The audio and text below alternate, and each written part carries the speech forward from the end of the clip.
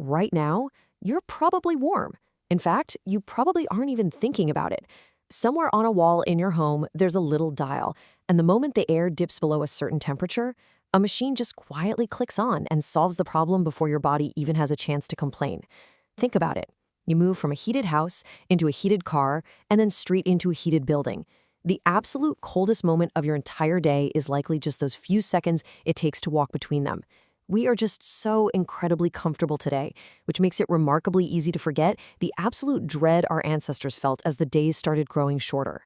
And this brings us to the core question of this explainer. For hundreds of thousands of years, with no furnace, no grocery store, and no actual walls to keep the howling wind out, how on earth did early humans make it through winter at all? Because, incredibly, they did. Your ancestors marched straight into some of the harshest environments on the planet and came out on the other side. And honestly, how they pulled that off is one of the most remarkable feats our species has ever managed. Okay, let's dive into this. Today, winter for you and me is mostly just a minor hassle, right? It's scraping frost off a windshield, maybe grabbing a thicker coat, or grumbling that the sun goes down way too early. But for nearly all of human history, winter wasn't a hassle. Winter was literally a season built to end you. It wasn't just cold weather, it was an active, relentless attacker that came at humanity from multiple directions all at once. You can think of ancient winter as a four-front war, delivering four very distinct death sentences. It attacked with the cold, the sheer lack of shelter, the hunger, and the crushing darkness. Any single one of these could finish you off, and ancient humans had to systematically defeat every single one of them. We're going to break down exactly how they did this, step by step, starting with the most obvious enemy. Section 1. Defeating the cold, surviving as a tropical machine. So, here is a fact that actually surprises most people. The human body is essentially a tropical machine. We evolved in the warm stretches of Africa. Left to our own devices, an unprotected human loses body heat incredibly fast. I mean, we have no claws, no thick coat of fur, and basically zero built-in insulation. By all reasonable measures, we are among the worst-designed large animals on Earth for surviving a brutal winter. Now, obviously, the first answer to this was fire. But fire has a massive, fatal flaw. It only heats the side of you facing it, and it doesn't move with you. The very instant you step away from those flames to hunt or gather wood, the cold rushes straight back in. They absolutely needed something else. Now, what's really fascinating here is how this completely reframes what we think of as high technology. To take warmth with you, you need clothing. But actually, scratch that. Just draping an animal skin over your shoulders doesn't cut it. That leaves massive openings for the wind to slip in and freeze you. The real game changer was learning to cut hides into sections and literally stitch them back together into fitted shapes that sealed a pocket of warm air right against the skin. And to do that, you need the bone needle with an eye. This tiny thing is a pinnacle piece of winter technology. It's just a splinter of bone ground to a fine point with a tiny intentional hole bored through it, delicate yet sturdy enough not to shatter. And researchers have uncovered precise, intentional bone needles exactly like this, dating back more than 40,000 years. To put that into perspective, that is 40 millennia ago. By pulling tough animal sinew free, drying it, and using it as thread, early humans could bind hides into airtight garments. With the fur facing inward, a human being could suddenly stand in air cold enough to kill them and remain perfectly, comfortably alive inside their own private, portable bubble of warmth. Sewn clothing wasn't some ancient luxury. It was the exact, literal technology that let our species survive Ice Age Siberia. But, as you know, you can't just walk around in a coat forever. When the light fades and those temperatures plummet, a second major problem shows up. Section 2. Engineering the shelter when caves are scarce. Now, the obvious answer to freezing winds is a cave, right? It holds a steady temperature and breaks the wind. But here's what nobody mentions about caves. They're extremely rare. A good, dry, defensible cave was incredibly hard to find and highly contested by other predators. If you needed a place to ride out the winter, you usually couldn't just find one. You had to invent real architecture. Consider the absolute brilliance of this engineering. At a site in modern-day Ukraine around 15,000 years ago, there was almost no timber or stone available. So humans built homes from the one massive raw material they actually had: mammoth bones. They stacked dozens of remains, literally interlocking the jawbones like shingles and arching these enormous tusks over the entryways to create massive dome-shaped structures. But of course, bone doesn't fit together seamlessly. So they had to seal the gaps.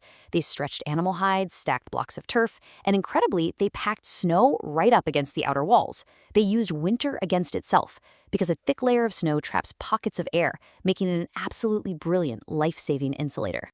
And this drive to engineer a warm, livable space goes back even farther than that. A staggering 77,000 years ago, down at a site in South Africa, researchers found evidence of intentional bedding built from carefully layered grasses and leaves. Our ancestors were actively arranging their environment for comfort and warmth long, long before they ever left the African continent. Moving on to Section 3, Conquering the Hunger, when the Earth quits feeding you. Once you have a well-sealed shelter and a fire burning, you are essentially anchored to that location. You can't just wander off. So the crucial takeaway here is that winter survival turns into pure arithmetic. In winter, the Earth simply stops producing food. Plants die back, berries vanish, and animals go deep into hiding. You have to gather enough calories during the warm months to carry your entire group through a season where absolutely nothing new arrives. Ancient people solved this brutal math problem by becoming absolute masters of food preservation through 3 main methods. First, drying and smoking. This pulled the moisture right out of the meat so bacteria couldn't make it rot. Second, permafrost freezing. They literally turned the freezing ground itself into a natural freezer pit to keep food edible. But the third method? That is arguably the most vital of all, rendered fat. Look, when your body is burning massive amounts of energy just to keep you from freezing, lean meat simply isn't enough. Ancient people rendered animal fat down into a stable, highly energy-dense fuel. They mixed it with that dried meat to create long-lasting rations just packed with calories. That rendered fat was literally the difference between a group seeing the spring thaw and one that didn't. All right, so now you're warm, you have a shelter, and you have food. You've beaten 3 of the 4 threats, but the 4th threat is one we almost never consider today. Mainly because it doesn't attack the body, it attacks the mind. Section 4, Surviving the Darkness, the Psychological Battle. Just think about the sheer crushing weight of that psychological battle. During a deep northern winter day, you might get maybe 8 hours of usable daylight, and that is completely swallowed up by 15 or 16 hours of freezing pitch-black darkness. You were confined to a tiny, smoky space with the exact same handful of people, doing absolutely nothing but waiting. That kind of endless claustrophobic enclosure can wear a human being down completely. But ancient people didn't just tolerate the dark. They actually turned it into a workshop. Sitting by the firelight, they repaired tools, shaped spear points, and twisted plant fibers into cord. They meticulously readied everything they would need the exact second the weather broke. But it was so much more than just physical labor. As researcher Polly Weissner's 2014 Kalahari study highlights perfectly, firelight fundamentally changed what people shared with each other.